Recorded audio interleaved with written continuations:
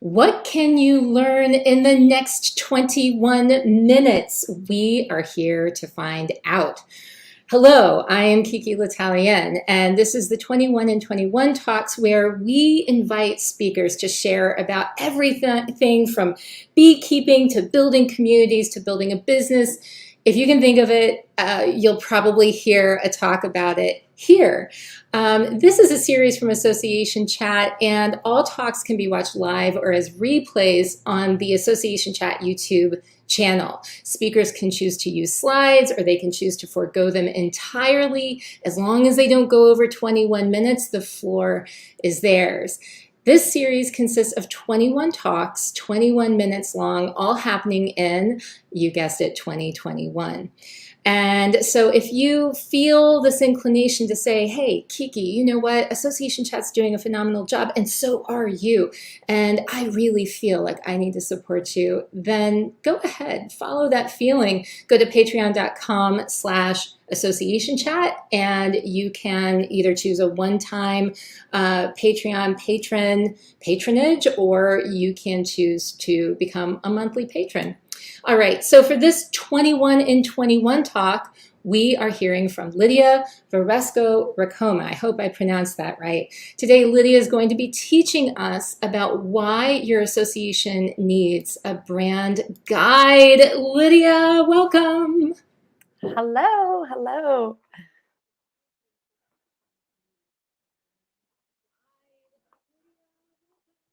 Thank you so much for having me here. I'm so excited to be here. So let's get right to it because we only have 21 minutes. So let's start out with a quick poll. I would love to see how many of you are regularly using brand guidelines at your association. So if you can drop in the chat, we can do a quick poll and see how many of you have brand guidelines, are using them regularly. You can just say, yes, we use them. No, we don't have them, just to kind of get a quick sense of who's using them and how you're using them.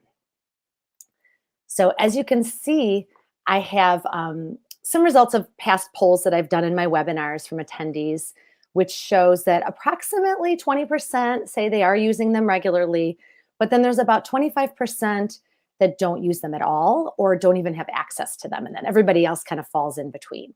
So I will keep an eye on the chat and see how that's going to come in, see how we're going to do in this audience as well. But chat's kind of quiet so far, and so I'll let you know if we get any comments, but I'll let you know that there was somebody who sent me a private message and said, we should be, but we're not really. So I don't know what exactly that means. This is the very common thing that I hear from my attendees. So yeah, just keep me posted. Yes, feel free to drop it in the chat at any time. So let's first talk about what is a brand guide. So a brand guide provides a detailed overview of your association's branding. So everything from that graphic look and feel to the positioning, messaging, and voice. So here you can see this brand guide example that I've got here, which is from Global Giving. They're a nonprofit. They have a section about using their logo, and then they also have a section about their core values. So they kind of cover everything. And now we're going to jump right into the main content, which is why brand guides are so important and why your association needs to be using it, whether you have one or not. If you don't have one, hopefully after this, you'll be creating one and using it more often. So the first one is consistency. So having that brand guide really keeps your branding, your marketing, your communications consistent across all the print and digital channels that you're using. And right now, I know that most of us are really doing a lot on those digital channels. You know, you're probably doing a lot on social, email, your website. And it's really important to have the brand presented consistently. Also, even some of those member networks, if you have the member communities, that's also a place where you want to extend your branding and make sure it's consistent. So as you can see, I'm going to sprinkle in a lot of data points and stats throughout the presentation. So you'll see at the bottom, Lucid Press did a survey and they found that consistent presentation of a brand has shown to increase revenue by 33%. So it's definitely a good reason and incentive to keep that brand consistent throughout all the channels. So, second, we have efficiency. So, when you have that brand guide that everyone can access, you have a reference point, and it's just so much easier to create your marketing and communications quicker and more efficiently because everybody can access it, everybody can get the logo they need. Sometimes it's those little things that hold up kind of finishing up a project. So, this way, it definitely helps with the efficiency in the association and within the team. So, next we have experience. So, when all of your outreach is consistent and on brand, it emphasizes and highlights your association's experience, your competency, and your authenticity. And this is something that's really important with any type of organization. I think, especially with member based organizations. A lot of times people kind of want to know, like, has this organization been around? What is their reputation? Are they going to deliver on their promises? And as you can see in this stat from Stackla, 86% of consumers say that authenticity is a key factor when deciding on the brands that they like and support. So, this is obviously more of a consumer facing stat, but I think it totally applies with associations as well. People want to know that you're authentic and you have that experience and competency within the organization to deliver on that value promise, that brand promise that you've made to your members and to prospects. So next we have budget. So this is a big one, that people may not think about when it comes to brand guides, but like I mentioned before, when you're looking for those logos or what font do we use, what color do we use, what is our key messaging points. People are having to search for those things. They can't find them. They use the wrong logo. They use the wrong color. It holds a project up, and it also can be detrimental budget wise. If you have to reprint something because you didn't use the brand color, that's not ideal. So having that brand guide makes sure that everything is figured out in the beginning. You're using the right elements, and you won't be making that call to the printer, hold the presses, or having to take something off of your website or off of social media because you used the wrong brand elements. So next we have accuracy. And this is kind of similar to the last point with budget. Again, we want to make sure that we are using the correct brand assets and also that the messaging is on point. So this is one of those things that is really kind of the core parts of brand development and brand strategy is your messaging and developing that messaging and making sure that that messaging, you know, um, reflects your association and who you are, your who, what, and why. So all of those aspects, as you see, I'll show you some examples. All of those aspects would be contained within your brand guide. So that assures that whoever is creating a piece, whether it's in-house or a contractor, they are using the assets, the brand assets, the visuals, and the messaging correctly and consistently. Because you do want to make sure, for many reasons, for branding, just for accuracy in what you're conveying in your marketing communications, that you are using the right message. And you can see here in the data point here, this is another poll from Lucid Press. They polled basically B2B, B2C, and nonprofits were kind of evenly represented in this poll. And 61% of the respondents stated that their organization created off-brand content in the past year. I'm not surprised. I'm sure many of you probably have similar situations. And you can't, really blame someone if you don't have a brand guide that they can access, or if you have, a contractor or a freelancer that created something using the wrong colors if you didn't supply them the colors. So considering that it is so common that content is created off brand, it's another really important reason to have that brand guide and distribute it to your team in-house, as well as those contractors, those freelancers, those agencies. For example, when I work with clients, I always ask them, please send me your brand guide so that, first of all, I know I'm using the right elements, but also I can get that feel for the organization. If it's a new client, I can really get to know them well through that brand guide. So next, timing. Timing is another reason why you want to have that brand guide. And this also kind of, ties in with some of the other things we've been talking about. So when everything is organized and it's accessible to your team, those brand assets that you need can be quickly and easily located. So you don't have people emailing each other, where's that logo? Where's that, logo lockup that we need for this conference? What, font did we use last year? Believe me, I know I get so many of these questions, through my clients. And so a lot of times I do create for them, sort of a mini brand guide for a conference, like a style guide, because it really helps, and in avoiding those project delays.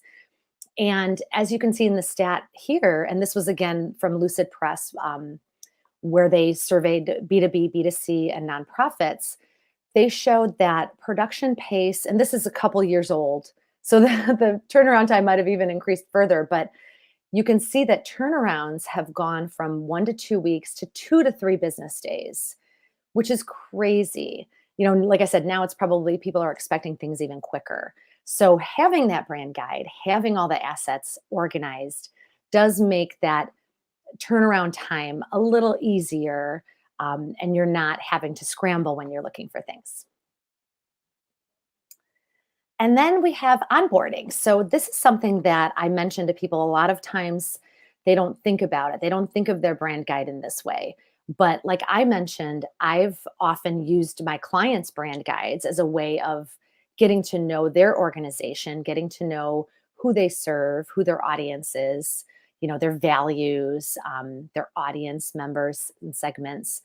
So a brand guide is a great way to get those new team members acquainted with you and your association, as well as, the board, the volunteers, outside vendors that you're working with. It's just a quicker and easier way for them to get up to speed so they can just jump right in and get to work on the project. And they're not having to go back and forth asking you questions and, doing so much research just to get up to speed. So that's another really great reason to have a brand guide, and to share it with everyone on your team and those outside vendors. So now we'll talk about the elements of a brand guide. So there are 3 key elements, and then you'll see kind of some extras, some bonus elements to include. So the first one is organizational. So how your organizational goals relate to and align with your brand. So this is where you would include your mission, your vision, your audience. Most of the time, with associations, there might be multiple audience segments, and then your branding goals, which we want to be aligned with your organizational goals. And then the second one is positioning and messaging. So this is how your brand is positioned and expressed through words.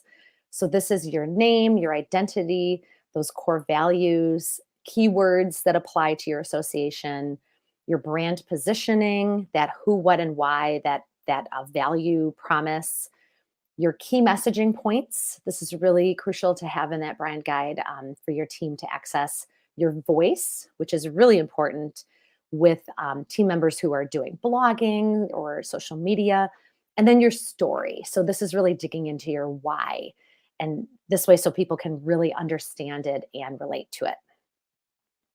And then the third aspect is the visual. So this is kind of, what most people think of when they think of a brand guide. It's how your brand is being expressed visually. So it's the logo, the variations on the logo lockups, the logo with the tagline, the icon, all the different variations, and how they're used and how they shouldn't be used. And then this is your brand typography. Usually there's a typography set for print and for digital. This is your color palette and all the various elements ranging from, CMYK to RGB to web colors, the other graphic elements that are used within your brand, photography or illustration that is key to your brand and really part of that look so that people don't stray from that, as well as sub-brands. And then here you can see a stat from Reboot, which said using a signature color can increase brand recognition by 80%. So here you see that it is important to stick with that color palette, make sure you have that main color palette and then you have the accent colors and using it consistently so that you do have that brand recognition.